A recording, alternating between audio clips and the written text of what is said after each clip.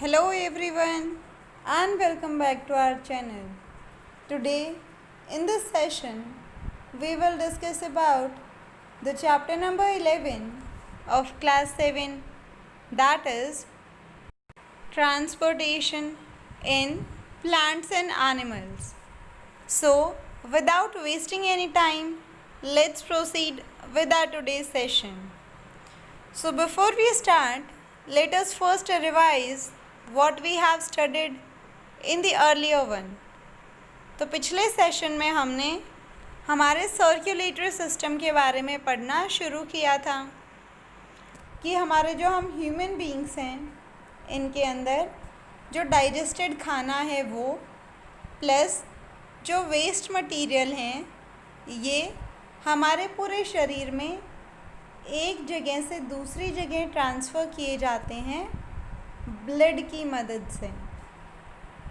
और ये जो ब्लड होता है ये पूरे एक नेटवर्क के थ्रू ट्रैवल करता है और इन्होंने ट्यूब्स का एक नेटवर्क बनाया होता है और इसी ट्यूब के नेटवर्क्स जिसके थ्रू जो ब्लड है वो फ्लो करता है और इनको हम ब्लड वेसल्स भी बोलते हैं। अब हमारा जो ब्लड है उसको पंप कौन करता है, यानी कि हमारे शरीर के अलग अलग हिस्सों तक कौन पहुंचाता है? हमारा जो हार्ट है वो। So the heart in extensive network of blood vessels and the blood form the circulatory system. तब हमारा जो सर्कुलेटरी सिस्टम है इसके 3 हिस्से हैं। जो सबसे पहला है वो है हार्ट, दूसरा है ब्लड वेसल्स का नेटवर्क और जो तीसरा है वो है हमारा ब्लड। और ये तीनों चीज़ें मिलके क्या बनाती हैं? सर्कुलेटरी सिस्टम बनाती हैं। अब हम सबसे पहले बात कर रहे थे ब्लड के बारे में। तो अगर हम ब्लड के बारे में पढ़ रहे हैं तो हमें सबसे पहली चीज़ जो कि पता होनी चाहिए वो है कि what is blood. So the blood is basically a red colour fluid which flows in the blood vessels to the every part of the body. यानी कि हमारा जो ब्लड है वो एक रेड कलर का फ्लूइड है जो कि हमारे पूरे शरीर के अलग अलग हिस्से तक पहुंचता है। और ये किस चीज़ के थ्रू फ्लो होता है? ब्लड वेसल्स के थ्रू फ्लो होते हुए हमारे शरीर के हर एक हिस्से तक पहुंचता है। An average adult person has 4.5 to 5.5 litres of blood. और किसी भी एक एडल्ट ह्यूमन इंडिविजुअल के अंदर 4.5 से 5.5 लीटर के आसपास जो ब्लड है वो होता है।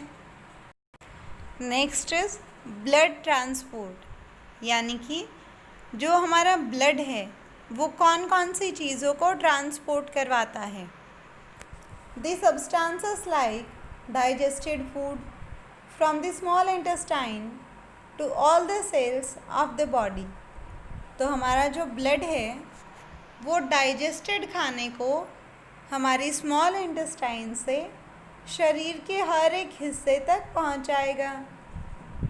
The second thing that the blood transport is the oxygen. It transport the oxygen from the lungs to the body cells and carbon dioxide from the cells to the lungs. यानी कि सबसे पहले तो जो ब्लड है वो lungs से जो ऑक्सीजन है उसको हमारे शरीर की हर एक सेल तक पहुंचाएगा और जब वहाँ वो उस ऑक्सीजन को छोड़ देगा तो वहाँ से आते वक्त वो अपने साथ में कार्बन डाइऑक्साइड लेके आएगा और उस कार्बन डाइऑक्साइड को कहाँ छोड़ देगा? लंग्स के अंदर छोड़ देगा।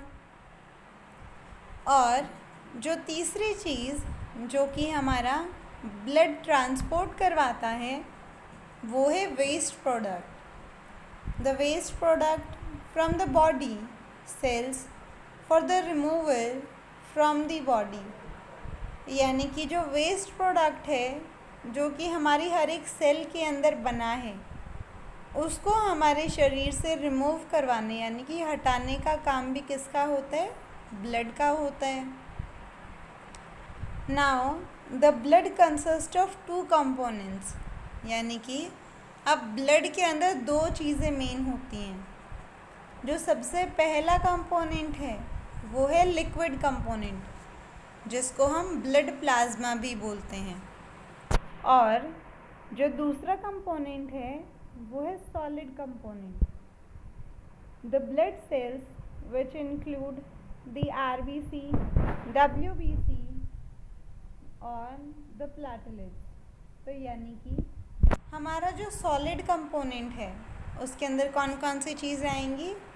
आरबीसीज यानी कि रेड ब्लड सेल्स आएंगी, और ये जो आरबीसीज या फिर जो रेड ब्लड सेल्स हैं इनको हम एरिथ्रोसाइट्स भी बोलते हैं।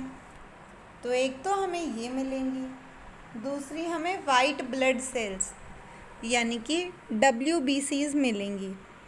और ये जो डब्ल्यूबीसीज हैं इनका कॉमन नेम क्या है? ल्यूकोसाइट्स। और जो तीसरी चीज़ हमें मिलेगी वो है प्लेटलेट्स। और ये जो प्लेटलेट्स होती हैं इनका साइंटिफिक नेम क्या है? थ्रोम्बोसाइट्स। तो यानी कि हमने यहाँ क्या पढ़ा कि हमारा जो ब्लड है उसके दो कंपोनेंट्स हैं। पहला कंपोनेंट है फ्लूइड और दूसरा है सॉलिड कंपोनेंट। तो अगर हम फ्लूइड कंपोनेंट की बात कर रहे हैं तो इसके अंदर कौन सी चीज़ आएगी? ब्लड प्लाज्मा इसके अंदर आएगा, यानी कि जो ब्लड का लिक्विड पोर्शन है वो इसके अंदर आएगा।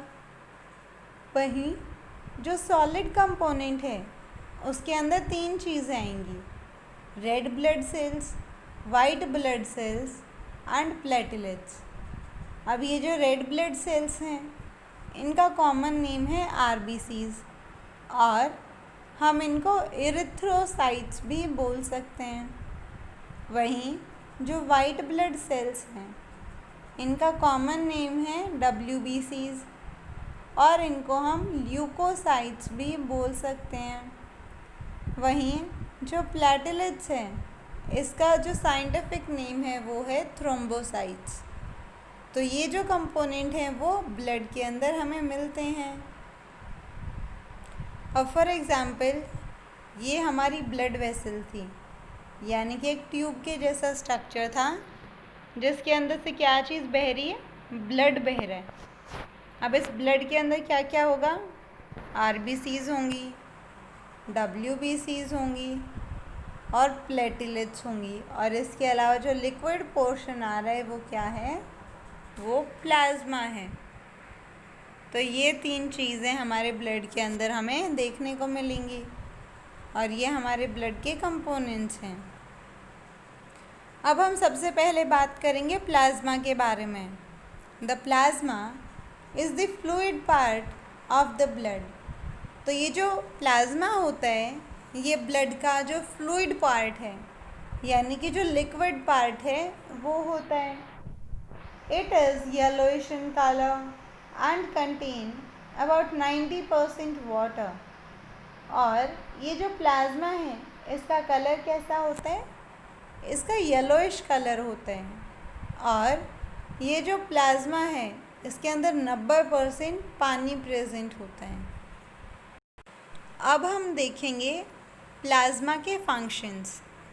The plasma carries water and various materials like digested food, waste material and hormones from one part of the body to the other part. यानी कि ये जो प्लाज्मा है ये अपने अंदर पानी और बहुत सारे मटीरियल्स जैसे कि डाइजेस्टेड फूड, कोई अगर वेस्ट प्रोडक्ट है वो, और इनके अलावा हार्मोन्स को हमारे शरीर के एक हिस्से से लेके दूसरे हिस्से के अंदर ट्रांसपोर्ट करवाता है ये।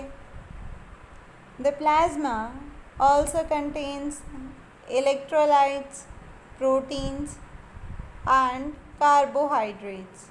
यानी कि प्लाज्मा के अंदर कुछ और भी चीज़ें मौजूद होती हैं, जैसे कि इलेक्ट्रोलाइट्स मौजूद होता है प्लाज्मा के अंदर, फिर प्रोटीन्स भी प्रेजेंट होते हैं प्लाज्मा में, और इनके अलावा कार्बोहाइड्रेट्स भी प्लाज्मा में मौजूद होते हैं। अब हम बात करेंगे आरबीसीज यानी कि रेड ब्लड सेल्स के बारे में। और ये कैसा कंपोनेंट है? ये सॉलिड कंपोनेंट होता है ब्लड का। अब ये जो आरबीसीज हैं इनको हम एक और नाम से जानते हैं और वो नाम है erythrocytes. The red blood cells are red in colour due to the presence of a red pigment called haemoglobin. अब हम इनको रेड ब्लड सेल्स इसलिए बोलते हैं क्योंकि ये लाल रंग की होती हैं। अब क्वेश्चन ये आता है कि लाल रंग की होती क्यों हैं?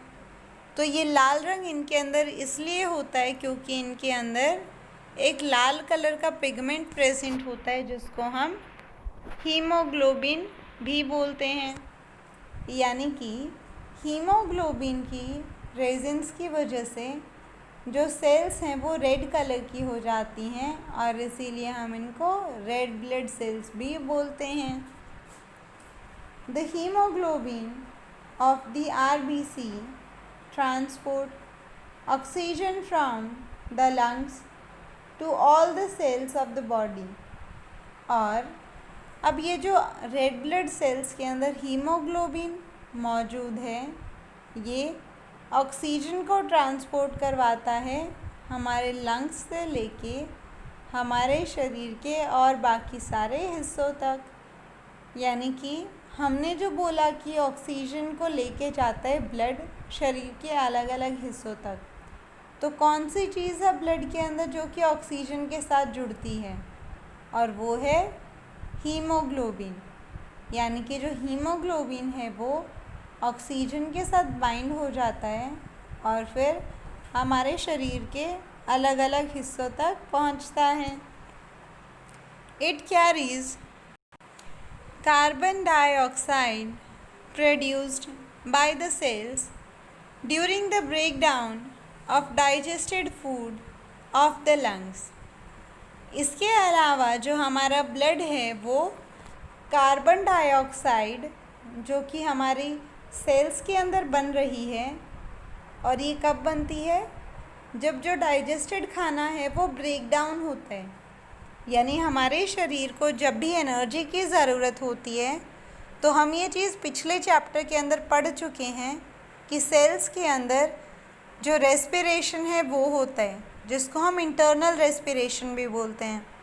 और जब इंटरनल रेस्पिरेशन होता है तो उसके अंदर जो डाइजेस्टेड फूड है जिसको हम ग्लूकोज या फिर कोई और कंपोनेंट भी हो सकता है, तो यानी कि इंटरनल रेस्पिरेशन के अंदर जो ग्लूकोज है वो कार्बन डाइऑक्साइड, वाटर और जो दूसरी एनर्जी फॉर्म है उसके अंदर टूटता है।